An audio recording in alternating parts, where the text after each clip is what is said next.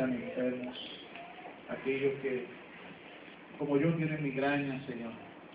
Yo te suplico que tú pongas tu mano en nuestra cabeza. Aquellos que tienen dolor de cabeza te la pueden poner en la cabeza, Señor Padre.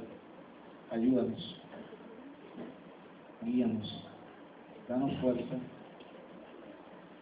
danos sabiduría. Nos encomendamos a ti. Oh, gracias, Dios. Te amamos, Señor. Sabemos que tú nos abrazas en esta hora.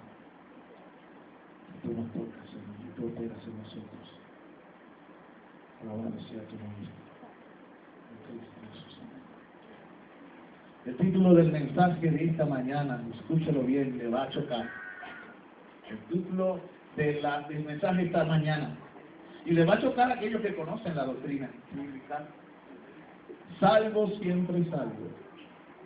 Escuche bien, ¿cómo se llama? ¿Cómo se llama? Salvo, siempre salvo. Ese es el título, y la palabra se encuentra en el libro de Juan. Y dice la Escritura: mis ovejas oyen mi voz, y yo las conozco, y me siguen, y yo les doy vida eterna, y no perecerán jamás, ni nadie las arrebatará de mi mano. Mi Padre que me las dio es mayor que todos, y nadie las puede arrebatar de la mano de mi Padre. Hay unas promesas que se están dando ahí. No dependen del hombre. ¿De quién dependen? De Dios. Una de las enseñanzas más controversiales de las Escrituras es aquella que expone la seguridad del creyente. Usted bien, es una de las enseñanzas más contendidas. A través de los siglos se le ha titulado de diferentes maneras. Se le ha conocido como la doctrina de la perseverancia de los santos, o como la perseverancia de Dios en los santos. Y a manera de burla en estos tiempos, por causa de aquellos que desconocen la doctrina y la menosprecian, debido a que ha habido mucha gente que ha usado esta doctrina para el libertinaje y para vivir la vida licenciosa y pecaminosa. También se le conoce como la doctrina de salvo, siempre salvo. Pero en ninguna parte de la Escritura dice que la seguridad del creyente radica en vivir una vida apartada de Dios. Porque si Cristo nos salva, primeramente, ¿de qué nos salva? Del pecado. Aquellos que hemos sido sacados y librados, ¿cómo volveremos a vivir otra vez en Él? La Escritura dice: en ninguna manera. Ahora, la mención de esta doctrina crea muchas discusiones y ha levantado muchas preguntas acerca de la enseñanza de la Biblia. Una vez salvo, siempre salvo, es la expresión. ¿Qué significa esto? Esta es la creencia de que una vez la persona es rendida y salvada por Cristo, su salvación permanece segura, firme y fijada por toda la eternidad. Y la persona que recibe esta salvación nunca se puede perder. Jesucristo dijo: no perecerán jamás. Está claro. El punto clave al entender esta doctrina o esta manera de expresión es: una vez salvo. Escuche bien. Una vez salvo. Nosotros no creemos que una vez una persona se une a la iglesia local es siempre salvo. Nosotros no creemos que una vez la persona se bautiza es siempre salvo. Nosotros no creemos que una persona que dice que tiene fe, es siempre salva. Nosotros lo que decimos es que una vez una persona es salvo, es siempre salvo. Son cosas distintas. Pertenecer a una iglesia local, ser bautizado, decir que eres salvo, no significa que eres salvo. Pero una vez si tú eres salvado por Cristo y Él te da vida eterna, tú no pereces jamás. Y hay una gran distinción. Y el problema es que por ahí se malinterpreta esto. De manera libre reconocemos y admitimos que existen en medio de las iglesias muchas falsas profesiones. Escuche bien, en medio de la iglesia, a través de las edades, ha habido muchas falsas profesiones. Mucha gente que dice que es cristiana, pero vive y muere de espaldas a Cristo. Ellos decían que le conocían, pero el tiempo manifestó que su profesión era una mentira.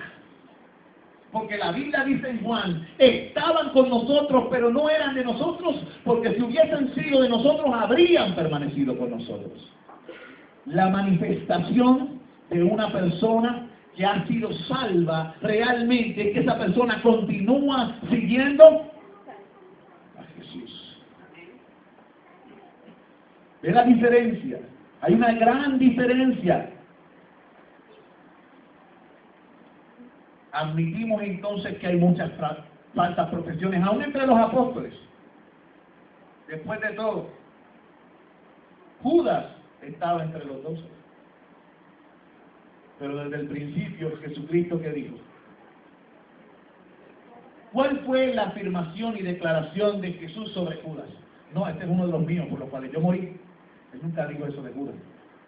La Escritura siempre afirma que Jesucristo dice que él era hijo de perdición. Y eso hay que verlo, y hay que analizarlo. ¿Ves?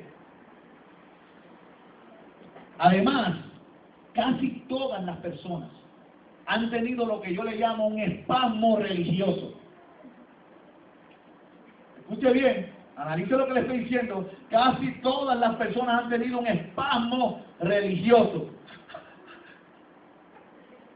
Y ya creen que porque tuvieron eso, están salvos.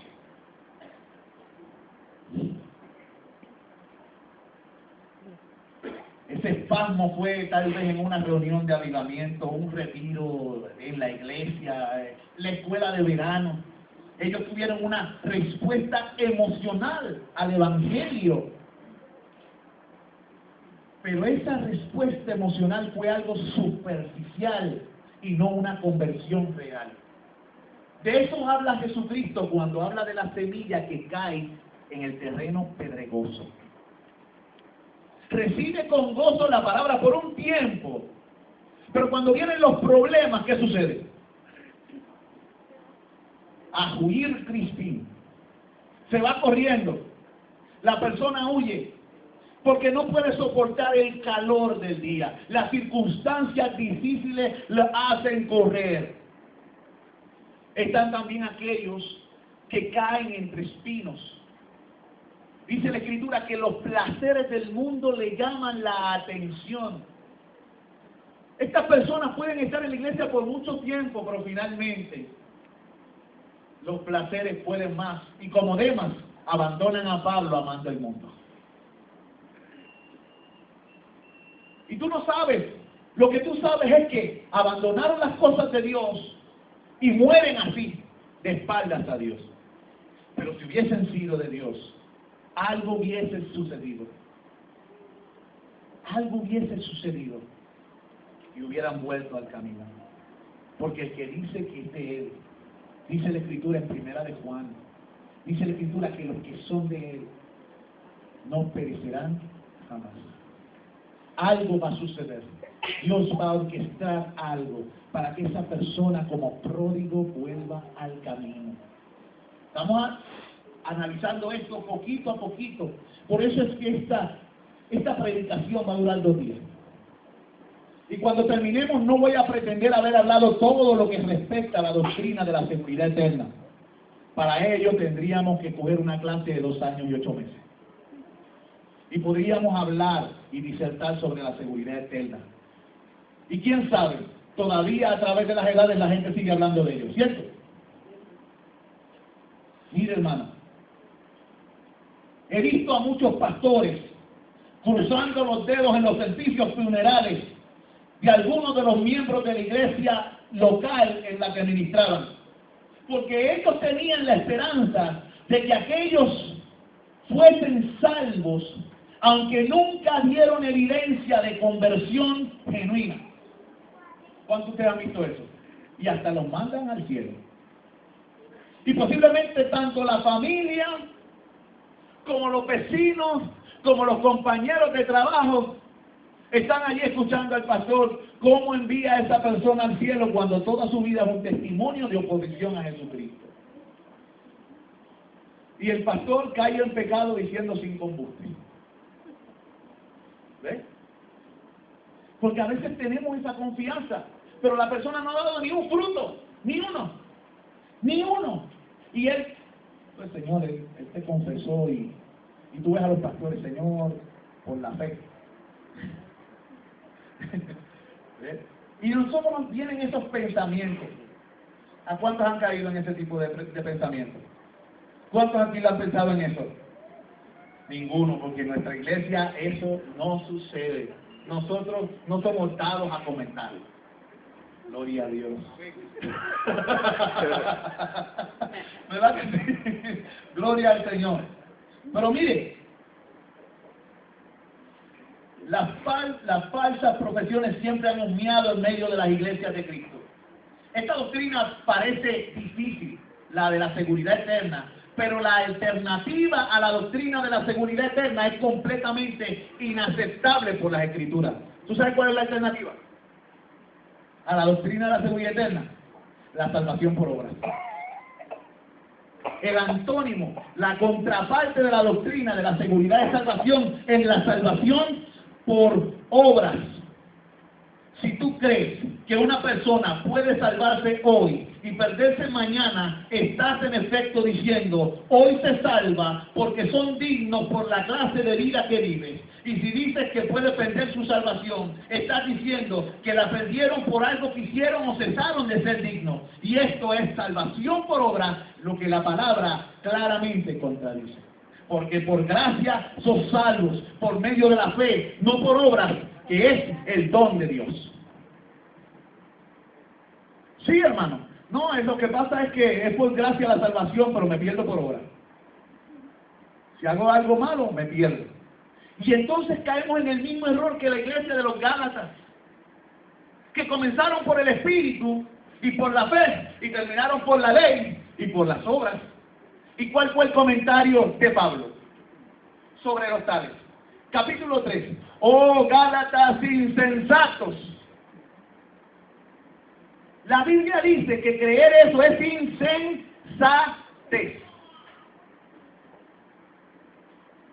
Y Pablo es más fuerte. Pablo era duro en la palabra, pero cuando estaba presente él hablaba bien blandito. Pero cuando enviaba las cartas, las enviaba caldosas.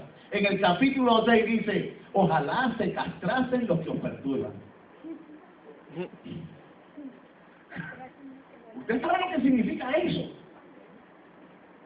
Brother, venga un día en casa, yo amo el machete y le explico. De manera ilustrativa. Víctor, préstame tu machete. ¿Tú tienes uno largo? O sea, vemos esto que la Escritura dice aquí y nos sorprende, pero es la verdad. Si tú crees eso, estás diciendo que la salvación es por obra. Pero acompáñame al libro de Tito. Acompáñame al libro de Tito, en el capítulo 3. Tito, capítulo 3, vamos a leer el versículo 4 al 7. Tito, capítulo 3, versículos 4 al 7. Vamos a ver cuál es el argumento bíblico.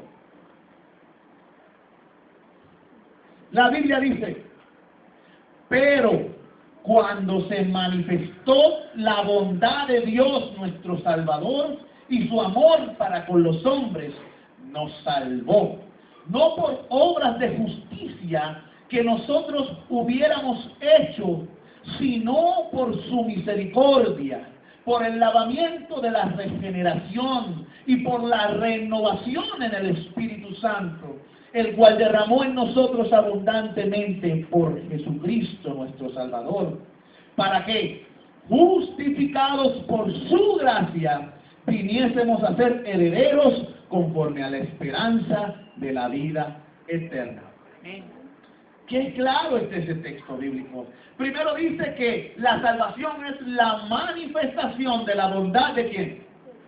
De Dios. Una bondad que se derrama sobre los hombres. Dice que Él nos salva. Cuando Cristo vino, Él no vino a darle una oportunidad para que usted se salvase. Eso es un disparate, eso es salvación por obras. No, Él vino a darme una oportunidad para que yo me salve. No, Él vino a salvar lo que se había perdido. Hay una diferencia en dar una oportunidad para salvar, salvación por obras, o salvar lo que se había perdido, lo que vino a hacer Cristo. Amén. Dice la Escritura que Él de hecho nos salvó. ¿Y cómo nos salvó? No por obras de justicia. ¿Ves? Que nosotros hubiésemos hecho, lo dice tan claro ahí, sino porque en el corazón de Dios había misericordia. La palabra misericordia es una palabra compuesta. Misericordia, cordia significa corazón, miser significa miserable. Es que Dios le complace ayudar a las personas que se encuentran en miseria. Y cuando Él miró a la persona en miseria, Él decidió que iba a manifestar gracia. Gracia, favor inmerecido. Nació en el corazón ¿de quién? Del hombre. El hombre no buscaba a Dios, no le quería. Cada uno se apartó por su propio camino, pero Dios dice que envió a su Hijo. ¿Quién tomó la iniciativa? Dios. Wow. Y me asombra que Dios nos ha llamado así. Si yo fuera Dios, no me salvaría ni a mí ni a ti. Porque la verdad es que nosotros no las traemos. Gracias al Señor que usted es Dios, pastor. Gracias a Dios. Si usted fuera Dios, hace tiempo hubiera destrozado el mundo, no hubiese aguantado las pocas vergüenzas que suceden antes. Pero Dios es misericordioso. Y usa hasta asesinos para predicar el Evangelio, Pablo. Usa asesinos para emitir leyes sagradas que vienen del Sinaí, Moisés. ¿Ves? Usa a personas de todas categorías para llevar a cabo sus propósitos. Y Él no te menosprecia. Al contrario, te ama tanto que envió ¿a quién? A Jesús, para darte gracia, salvación. ¿Ves? Y dice la Escritura que Él lo hace por medio de la regeneración. Él te limpia, Él te opera en ti un cambio. Él hace algo maravilloso y te va renovando por el poder de su Espíritu Santo. Este poder se derrama abundantemente por medio de Jesucristo. Si Jesucristo no hubiese hecho el sacrificio, ¿usted cree que el Espíritu Santo te mete las manos?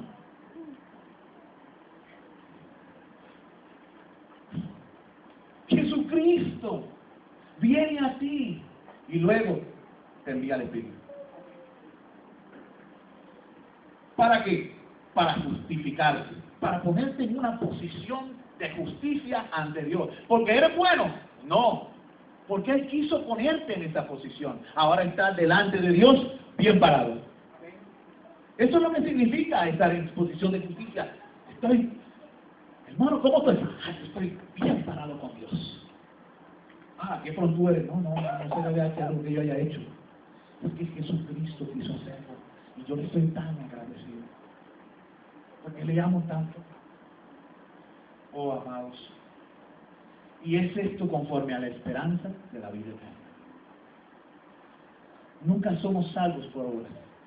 La Biblia siempre habla de la salvación por gracia. Más allá de todo esto, sin la creencia de la seguridad eterna, terminamos en una confusión y sin esperanza en nuestras vidas espirituales. Si una vez una persona es salva y luego se pierde nuevamente, ¿cuántos pecados tiene que cometer para perderse otra vez? ¿Cuántos saben? Una persona que ha sido salva por Cristo, ¿cuántos pecados tiene que cometer para perderse otra vez?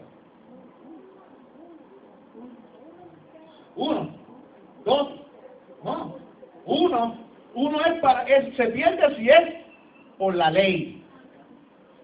La ley, la Escritura dice que si nosotros violamos la ley en un solo punto, ya. Pero una cosa es la ley y otra cosa es Cristo.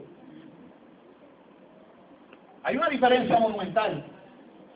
Cristo vino porque Él sabía que usted y yo nunca vamos a poder cumplir los 637 mandamientos de la ley. Primeramente, ¿cuántos tienen aquí hijos que han sido, han tenido una práctica que no debieron hacer con sus novias? No lo sabemos. Pero si lo supiéramos, ¿qué debíamos hacer? ¿Qué dice la ley que debemos hacer? ¿Cómo? Caerle a peñonazo a los dos. Tráiganlo que lo vamos a peñonear aquí. Y después hay que prenderle fuego. ¿Qué hizo Jesús? Se acercó a la persona y le dijo, ve y no peques más. Pero la restauró. Cayó en lugar de humillación. Los tratos de Dios son distintos. Una pregunta, ¿esta persona hizo peor que David? David, según la ley, ¿qué merecía? Que le metieran a peñonazo. ¿Pero cómo fue tratado? Con gracia. Por lo tanto, ya vemos que la ley trata de una manera justa, pero la gracia trata con favor inmerecido. Y la Biblia dice que la ley por medio de Moisés fue dada, pero la gracia y la verdad vinieron por medio de Jesucristo. Yo no sé, hermano, qué es lo que tú crees, pero tú no puedes tener una mezcla de dos. Eso es aceite y agua. La ley y la gracia no mezclan. O vives por ley o vives por gracia. Muchos de los problemas que surgen en las iglesias es que algunas viven por ley y gracia. Comienzan por la gracia, terminan por la ley. Pero eso, según Gálatas, es un evangelio distinto. Pero tú me estás diciendo que se puede pecar. No, la gracia te lleva al agradecimiento y al vivir para la gloria de Dios. La gracia te salva y te saca de la condición de pecador y te lleva a la condición de amado hijo. Y el deseo del corazón de los que reciben la gracia es agradar a aquel que los llamó. La gracia, el favor inmerecido de Dios te transforma por dentro. La ley no puede salvar a nadie, solamente puede señalar el pecado. La gracia te da el poder para vivir una vida indestructible por medio de Jesucristo y el Espíritu Santo. La ley te dice lo que hay que hacer, pero no te da el poder para llevarlo a cabo. La gracia te lleva a la casa.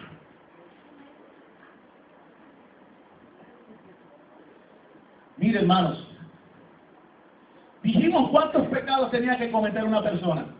1, 2, 5, ¿cuántos? Ahora, ¿qué pecados deberían ser estos? Asesinato, David, Moisés.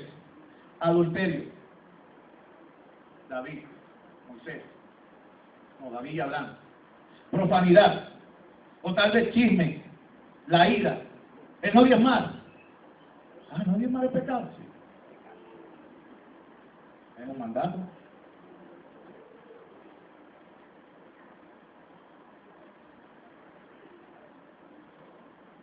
Arrogancia, orgullo. Si una persona puede ser salva hoy y perderse mañana, ¿qué entonces deben hacerse para ser salvos nuevamente? ¿Tienen que volver a recibir a Jesucristo como Salvador? Recibo a Jesucristo como Salvador hoy, me pierdo mañana y pasado mañana vuelvo a recibir a Jesucristo como Salvador. Según la costumbre de muchas iglesias, entonces tengo que volver a caminar por el pasillo y levantar la mano y decir con mi boca, yo creo. Para volverme a salvar, porque me perdí ayer cuando le mentí a mi hijo, o le mentí a la persona diciéndolo, no, ya voy de camino, y estabas acostado en la cama.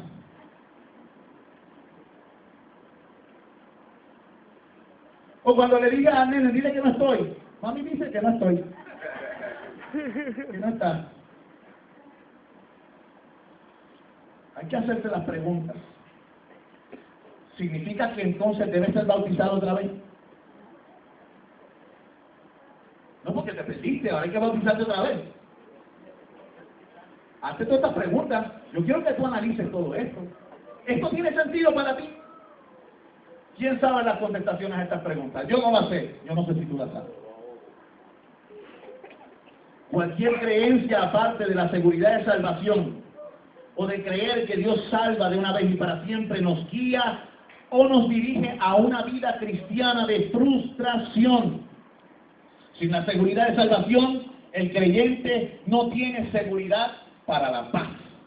para el gozo y el disfrute y la utilidad en el reino de Dios, debido a que nunca puede estar seguro de su propia relación con Dios. Porque tú no sabes si hoy eres hijo y mañana no. Imagínate eso, que tú tengas un hijo y que tu hijo nunca sepa que es tu hijo. ¿Cómo sería eso? ¿Qué seguridad trae eso al corazón humano? Jesucristo vino a traer seguridad o paz, o frustración y cambio. ¿Qué vino a traer Jesucristo?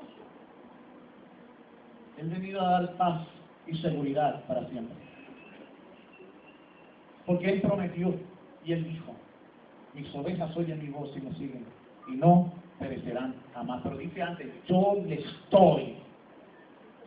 No, a lo mejor les doy. Posiblemente les doy vida temporal. ¿Dice ahí vida temporal? No, los salvaré por un momento, pero si se pierden, entonces los vuelvo a salvar al otro día. Pues entonces llama vida eterna. Vida eterna.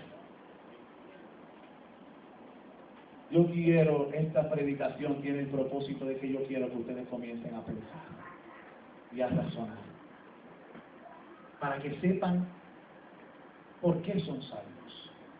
O si no son salvos, para que sean salvos de verdad. Y su profesión sea una sincera para con Dios. ¿Ve? La Biblia dice que Dios nos predestinó para ser santos, para ser hechos conforme a la imagen de su Hijo. Por lo tanto, esta doctrina de la seguridad de salvación no es la que se predica por ahí. Yo vivo en pecado toda mi vida, hago lo que me da la gana, porque lo que peca es la carne, el espíritu, no, y hago lo que me da la gana, vivo como me da la gana, vivo de espaldas a Dios, y de momento, como quiera, soy salvo. Y muero así, de espaldas a Dios, y soy salvo. Eso no es lo que cree la seguridad eterna. Eso no es la doctrina de la seguridad eterna. Según la Biblia, la seguridad eterna tiene que ver entonces con el poder de Dios para guardarte en el camino. Amados hermanos,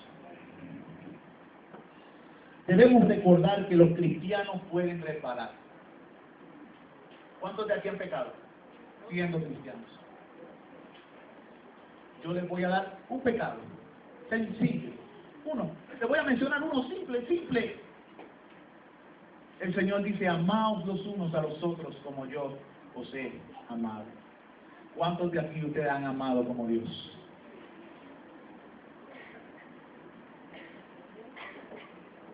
¿Cuántos de ustedes han amado como Dios ama?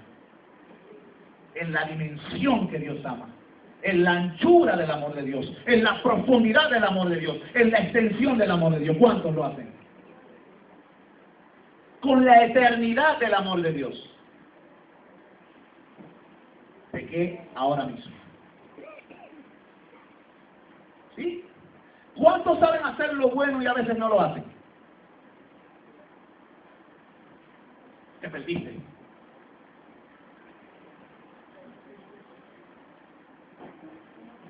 ¿Qué tú crees de eso? ¿Qué libre? Analicemos todas estas cosas y nos hagamos las preguntas. Debemos recordar que los cristianos pueden resbalar y reincidir. Como dice un refrán, los cristianos no son perfectos, son perdonados. ¿Qué son los cristianos? Perdonados. Eso es lo que dice el refrán. La Biblia dice que Dios nos hace perfectos de una vez y para siempre. Pero está hablando de la obra de la justificación que hizo Cristo. No está hablando de nuestra conducta. ¿Cuántos aquí viven la vida sin pecar en absoluto? Levante la mano para decirle embuste.